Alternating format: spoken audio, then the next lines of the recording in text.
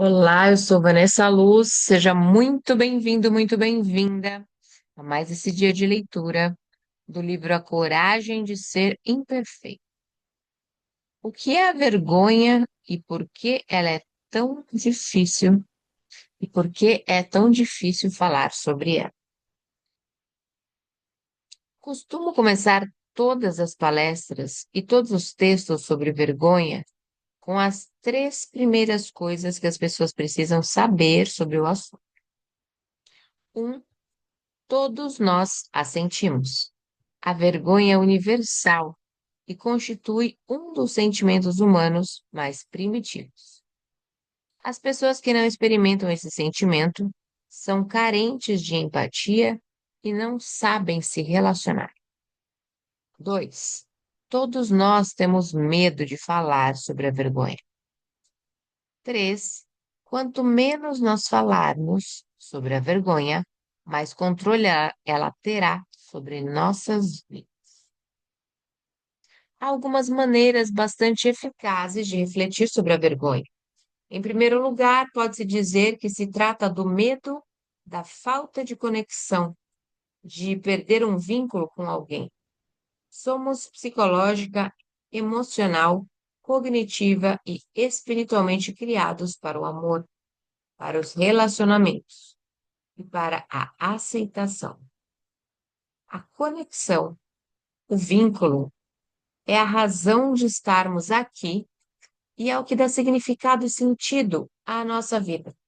Sentir vergonha é ter medo de romper algum vínculo, medo de que algo que fizemos ou deixamos de fazer, de que um ideal que não conseguimos alcançar ou de que uma meta que deixamos de cumprir nos torne indignos de nos relacionarmos com outras pessoas. Eu não sou digno ou bom o bastante para amar, ser aceito ou manter um vínculo com alguém. Eis a definição que emergiu da minha pesquisa.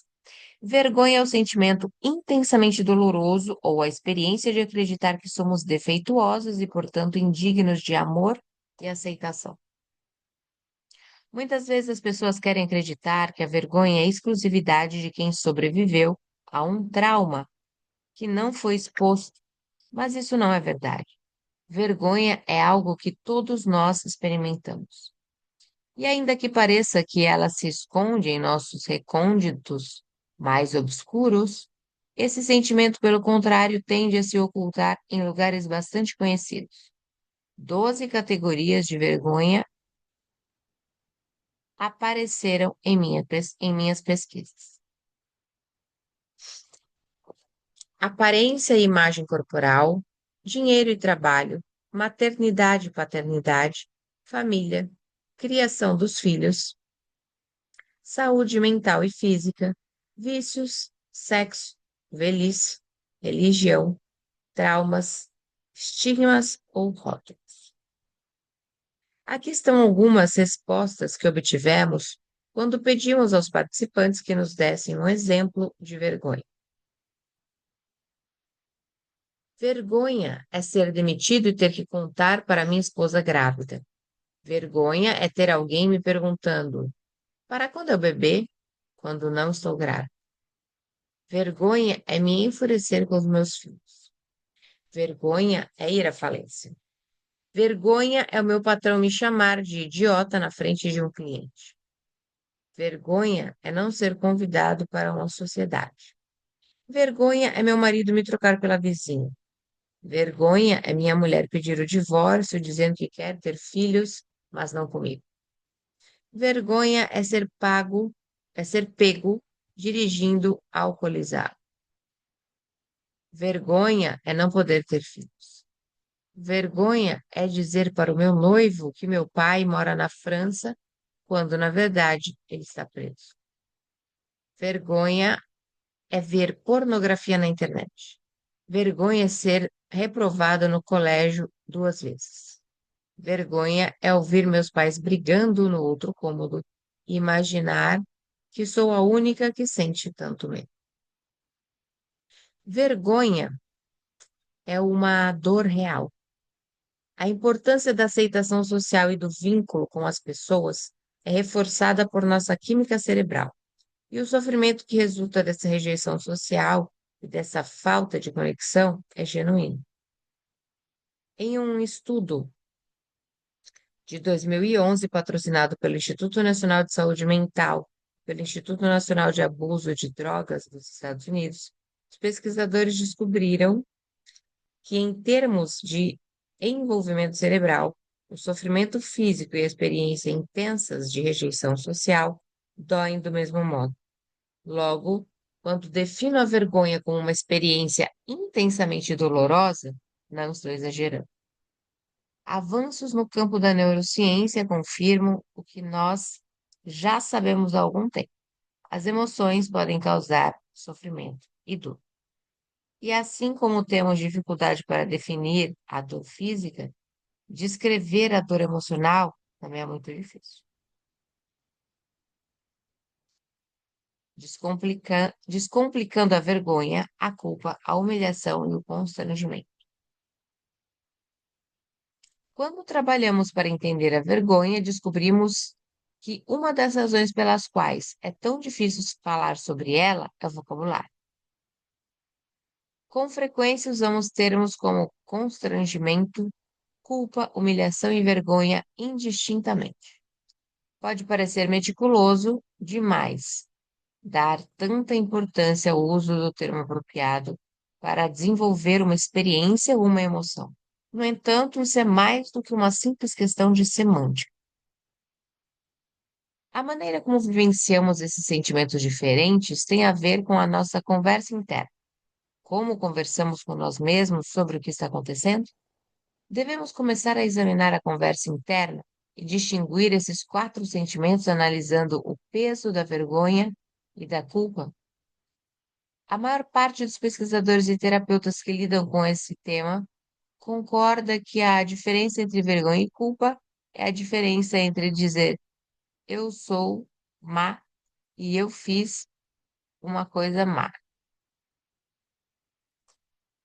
Culpa é igual eu fiz uma coisa má. Vergonha é igual a eu sou má.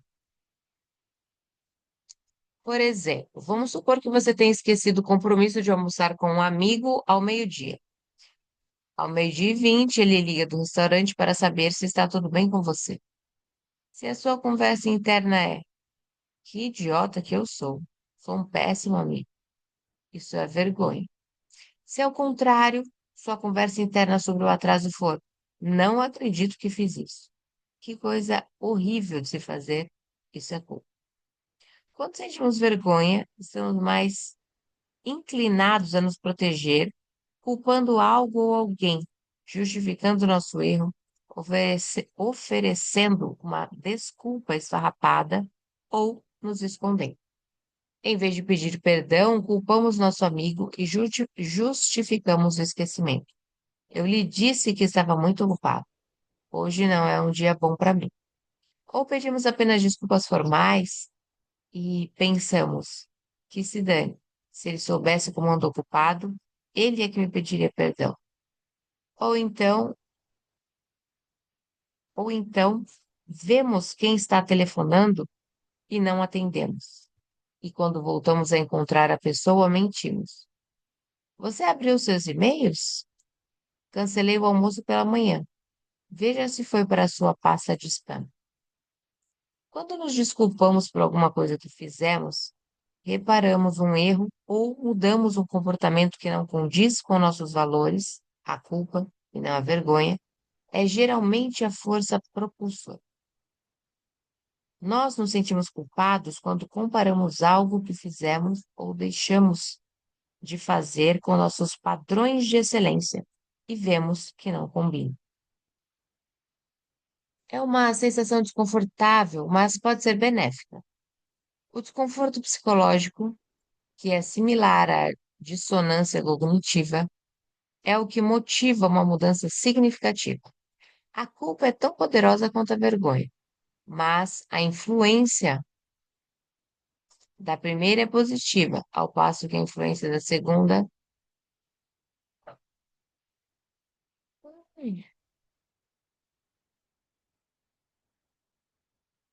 é negativo. Na verdade, em minha pesquisa, descobri que a vergonha corrói a parte de nós que acredita que podemos mudar e fazer melhor. Vivemos em um mundo onde a maioria das pessoas ainda é adepta da crença de que a vergonha é um bom instrumento para manter as pessoas na linha. Isso não só é errado, como é perigoso. Esse sofrimento, esse sentimento, está altamente relacionado com o vício, a violência, a agressão, a depressão, os distúrbios alimentares e o bullying. Os pesquisadores não o associam a nada positivo. Não há registros de que a vergonha seja um recurso útil para qualquer comportamento saudável. Na verdade, ela está mais para a causa de comportamentos destrutivos e lesivos do que para a sua solução. Mas uma verdade é da natureza humana querer se sentir digno de amor e aceitação. Quando passamos vergonha, nos sentimos desconectados dos outros e ávidos por valorização. Quando estamos sofrendo, seja por estarmos passando uma grande vergonha ou apenas por sentir medo dela, ficamos mais propensos a nos. Ai, peraí. Ficamos mais propensos a nos entregar a comportamentos.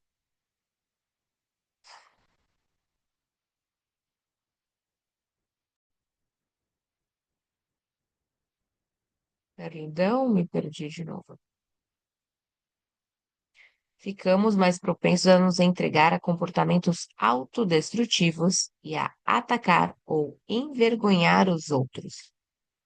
Nos capítulos sobre cuidar dos filhos, liderança e educação,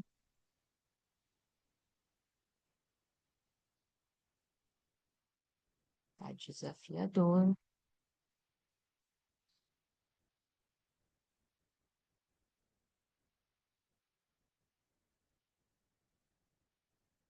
veremos como a vergonha corrói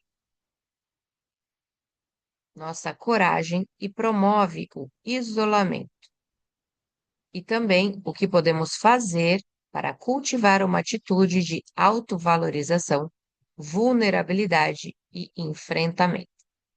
Outra palavra que confundimos frequentemente com vergonha é humilhação.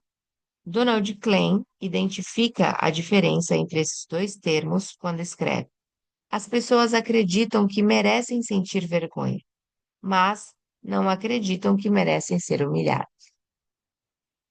Se John está numa reunião com seus colegas de trabalho e seu patrão o chama de fracassado porque não conseguiu fechar uma determinada venda, ele provavelmente vencerá isso tanto como vergonha quanto como humilhação. Se a conversa interna de John for: Deus, eu sou um fracasso, isso é vergonha.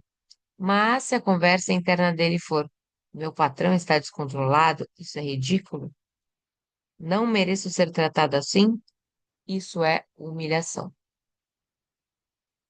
É claro que a humilhação faz com que nos sintamos péssimos e contribui para um ambiente desagradável, seja no trabalho, seja no lar.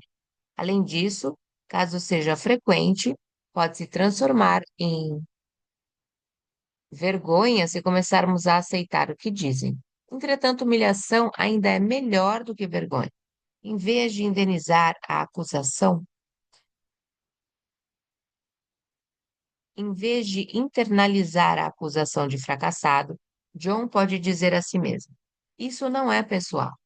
Dessa forma, é menos provável que ele se feche, atue impulsivamente ou parta para o contra-ataque. Ele permanece fiel a seus valores enquanto tenta resolver o problema. O constrangimento é o menos preocupante dos quatro sentimentos.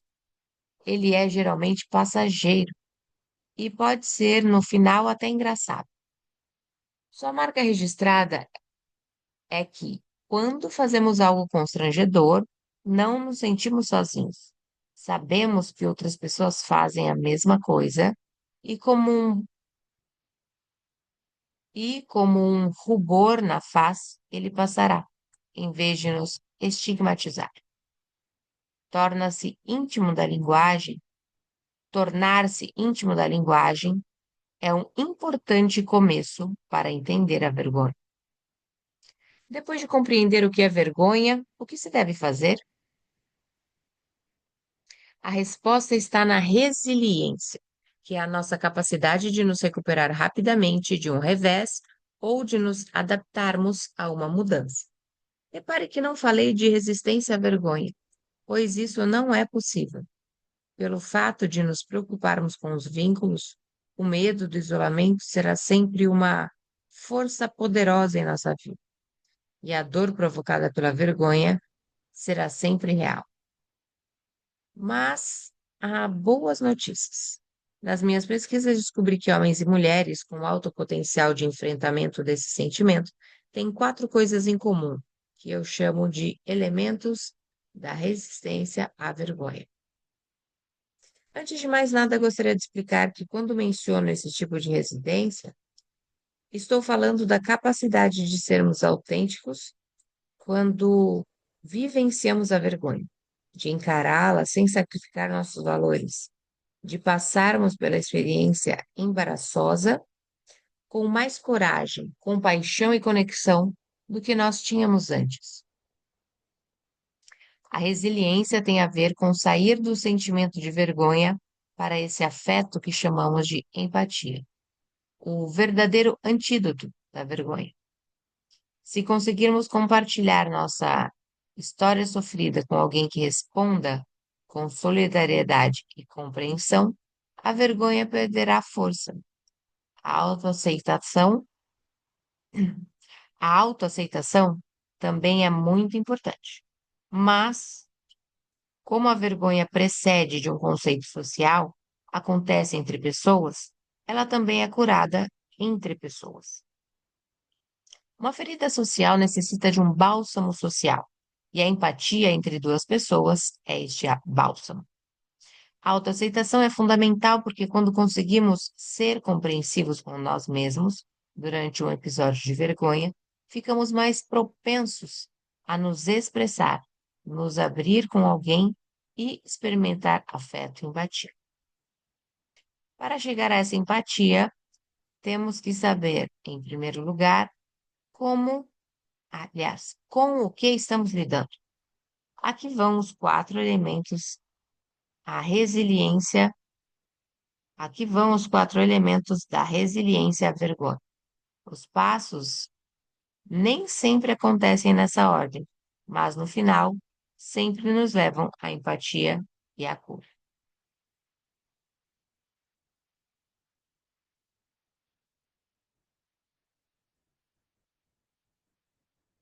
1. Reconhecer a vergonha e compreender seus mecanismos.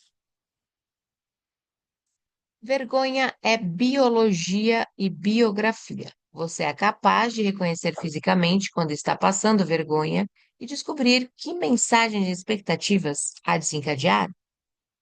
2. Praticar a consciência crítica. As mensagens e expectativas que estão governando a sua vergonha passam por um teste de realidade? Elas têm a ver com o que você deseja ser ou correspondem a uma suposição do que os outros precisam ou querem de você? 3. Ser acessível. Você reconhece a sua história e a compartilha com alguém? A pessoa não poderá vivenciar a empatia se não estiver conectada com os outros indivíduos. 4. Falar da vergonha. Você conversa sobre como se sente e pede o que necessita quando está com vergonha? A resiliência à vergonha é uma estratégia para proteger os vínculos com nós mesmos e com as pessoas de quem gostamos. Mas ela requer reconhecimento e reflexão, e é aí que a vergonha leva uma grande vantagem. Quando ela se instala, quase sempre somos arrebatados pelo sistema límbico. Em outras palavras, o córtex pré-frontal, por onde passam todos os nossos pensamentos, análises e estratégias. É sobrepujado por aquela parte primitiva de luta ou fuga de nosso cérebro. Em seu livro Incógnito, As Vidas Secretas do Cérebro, o neurologista David Eagleman descreve o cérebro como um time de rivais que ele revela. Há uma conversa permanente entre as facções opostas do cérebro e uma competição entre elas para controlar o único canal de emissão de seu comportamento. Eagleman explica os dois sistemas cerebrais. O sistema racional é aquele que cuida da análise das coisas do mundo exterior, ao passo que o sistema emocional monitora o estado interior e avalia se as coisas são boas ou ruins. O cientista defende a tese de que, por ambas as partes estarem em permanente batalha para controlar uma missão, o comportamento, as emoções podem prevalecer na disputa pela tomada de decisão. Eu diria que isso é particularmente verdadeiro quando a emoção em jogo é a vergonha.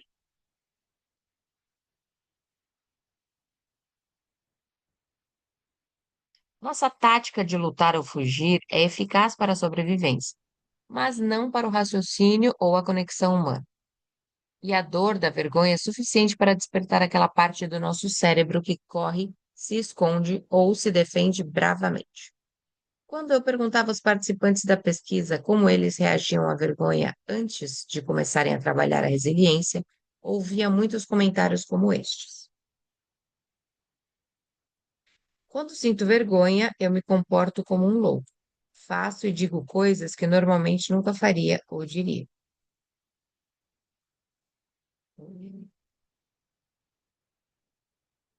Às vezes eu queria poder fazer as pessoas se sentirem tão mal quanto eu.